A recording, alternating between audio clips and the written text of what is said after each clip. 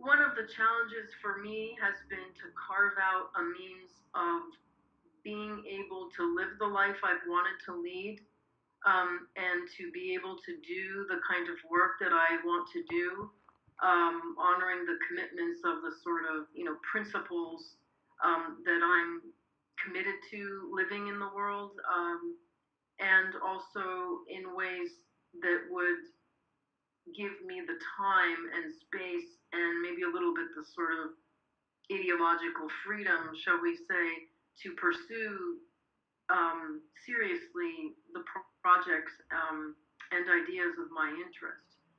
So for me, I never had any real question after a time that I was going to have to maintain sort of one foot in the world of the university.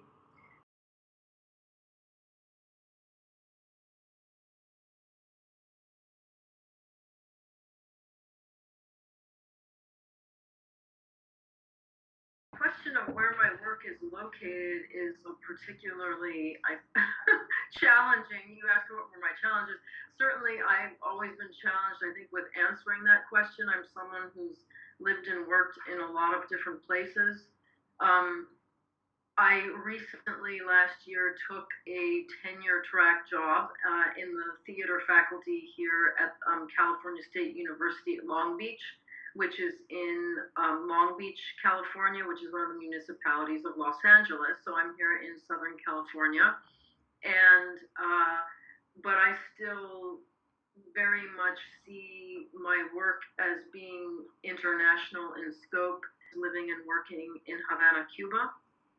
Um, and I have worked in multiple other countries as well. My work consists of both teaching and also making art, making performance work, collaborating with dancers and actors and musicians and visual artists. This summer, for example, I will be working in multiple locations again. I'll be teaching in Rome, and then they're in Darmstadt. Then I go to St. Petersburg. I haven't been to Russia before. Then I'm going to New York for some work, then to Providence, Rhode Island, and then I'll land up in India where I also work. So I see the location of my work as being um, more kind of rooted in a project-based approach, I guess. This idea of actually being two semesters of the year in one location, like I am right now for the moment anyway, in this job is new to me. But I still see my work as being in multiple places, as I've always lived my life.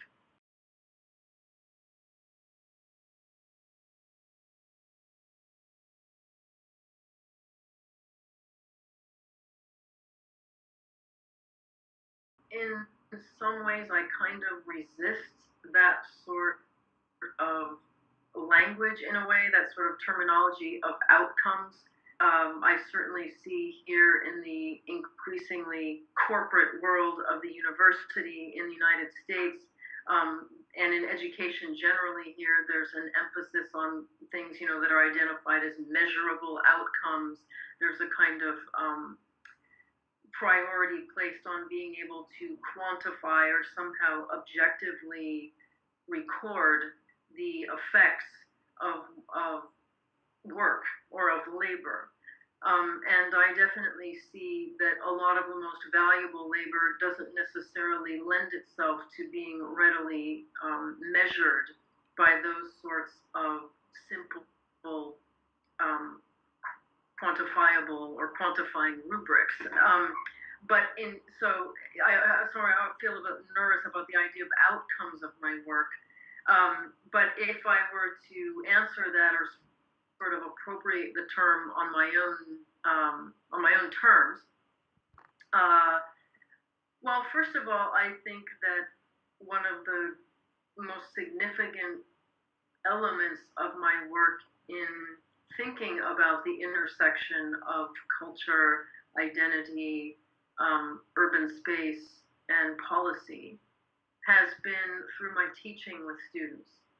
Uh, I like to establish conditions in a classroom where students can make questions or can encounter and confront questions that may ask them to think very deeply and even perhaps become aware for the first time of a whole set of assumptions that they tacitly or even unconsciously may hold about um, socioeconomic and political economic development.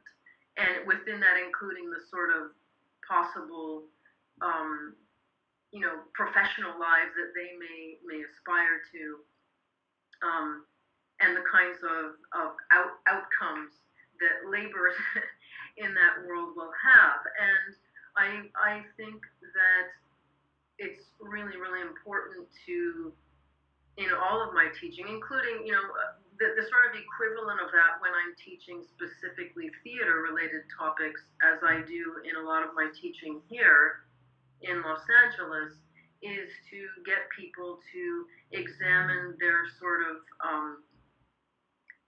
Eurocentric and even North American assumptions that they hold as universal about the world of art making and about forms of representation and culture. And you might think that, well, those questions aren't really that significant, or maybe they're important for thinking about art. But I've become increasingly aware of the fact that things like media, film, television, theater, magazines, internet, video games, all these forms of expressive culture or forms of cultural representation are not. It almost goes without saying that they're incredibly informative in how people think about the world and the attitudes that they have and the values they have and the priorities that they seek to enact in their lives. Forms of representation really become very, very significant in anchoring people's sense of themselves, and people come to rely on seeing the world around them and identities of people on the planet represented in ways that make them feel secure, that make them feel that they know who they are themselves and who other people are and what they think and what other people think and how one should live one's life. And so it becomes very, very important, even in the context of teaching in the arts, to sort of get people to acquire tools for being able to think about the images, for example, we're bombarded 24 hours with images, to get people to have tools so that they're able to sort of critically evaluate and examine and investigate what those images are telling them 24 hours. And I think that that's actually incredibly critical work, and ultimately probably the baseline sort of work that has to take place for any kind of progressive socioeconomic development to take place in this world. People need to be able to understand their lives, understand what they're told about their lives and the world, because otherwise you can change many things through policy, but as we know, until people's attitudes change, it becomes very, very difficult for things ultimately to really shift in significant ways that can kind of promote the justice and happiness and well-being and survival, basic survival of people in any society.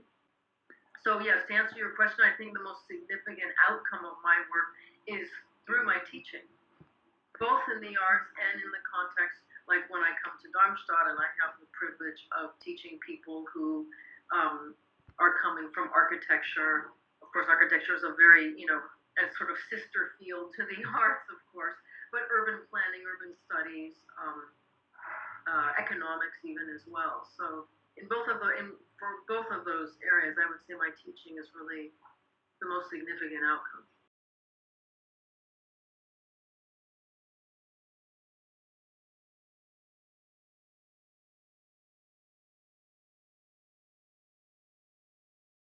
In my time in Montessori, most of my interaction has been with the students, more so than with other faculty members or allied affiliated scholars.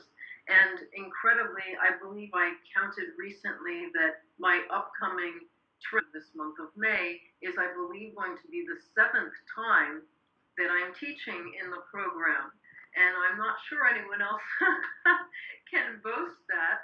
Um, and I sort of it was a series of interesting coincidences that led me to start teaching in the program, and I've kept doing it every year because, quite frankly, I've really learned a lot in my teaching them. One of the great things about teaching is that if you are someone who is committed to lifelong learning, teaching is really great for that because you're always learning. You have to learn to be an effective teacher. You constantly have to be learning, but also you learn a lot from students. And it sounds like a kind of truism to say that one of the strengths of this program is that students come from all over the world, and I don't like to entertain that sort of superficial and really deeply problematic global village kind of um, perspective, because I actually think that the world is far more complicated than that. But this having in one room a group of people that represent such varied experiences of language, um, of gender, of labor, um, of life experience, of orientation to things like the city. People that come from different kinds of cities, but are obviously, because they're pursuing this life and this course of study, deeply committed to urban life and cities, is really a very fruitful and amazing, and really know that I always tell them that probably they will learn the most during their time from one another, from hearing one another's experiences, than they will necessarily from a lecture that they're going to hear. Those, of course, are important parts of their education. To compare your own experience to others, and question your own experience because of what you hear from others, is a really um, a tremendous advantage to someone who's studying anything. So I also, just as my students, I feel like I have learned a lot, and so I feel that the Mundus Urbano program is really valuable in that way, and that certainly is the reason why I am going back there for the seventh time, and I hope to be able to continue that for a time longer.